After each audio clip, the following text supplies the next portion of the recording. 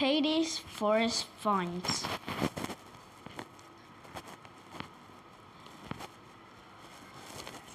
What Katie found. Last one to the top gets gobbled by a grizzly, Ben yelled as he pushed past Katie and scrambled up the trail after their parents.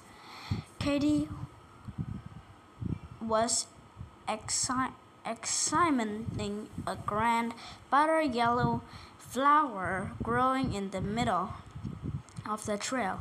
As she plucked the blossom and dropped it into her open backpack, she imagined how terrific it would be in her nature collections.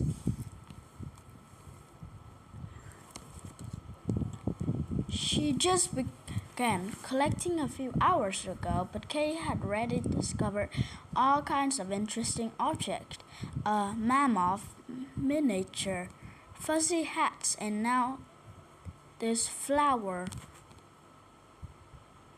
Suddenly, rustling a crack in the woods made Katie spin around, recalling Ben's thought her brother was only teasing about grizzly bears, wasn't he? Grimly, a tiny creature behind her. Katie laughed. Luckily, Ben wasn't nearby to see her struck with terror by a chipmunk. Nevertheless, she knew she wouldn't let the other get too far ahead. She zipped her backpack and slung it over her shoulder, then sprinted to catch up with the rest of her family. New territory. We have arrived, Katie's father announced. Now, what is our first of business? Flop down and rest, said Katie's mother as she eased her heavy backpack off her shoulder. Take off our shoes and jump in the stream, suggested Ben. Excellent ideas, Katie thought, but her father shook his head. Say, the first thing we should do is set up camp while it's still light.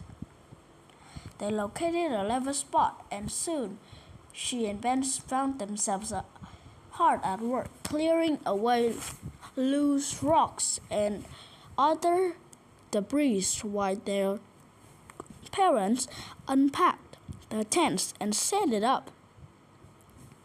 Once the setup was completed, Katie and Ben's father told them they could explore until dinner. Watch out for the grizzlies, Ben warned his sister before he charged out. Are there really grizzly bears around? Katie asked her father.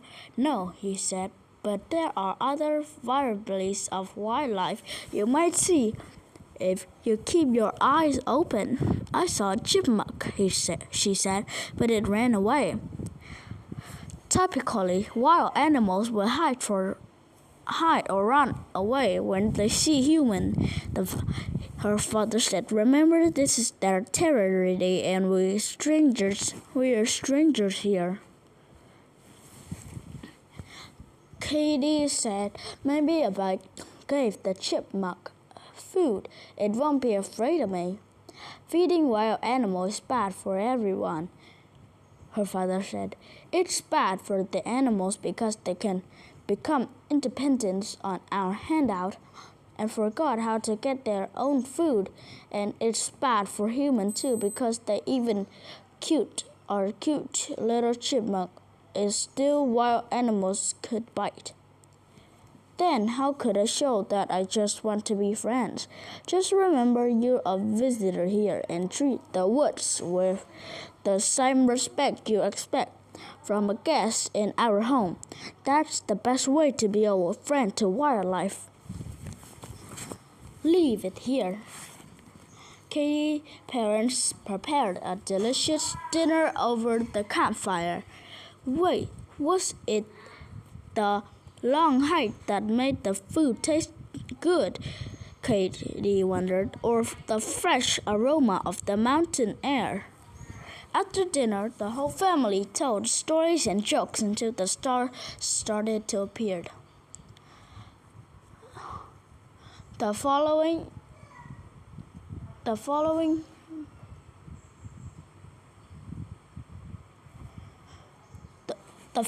morning, Katy woke first. As she unzipped the tent flap and stepped aside, she saw a deer drinking from the nearby stream.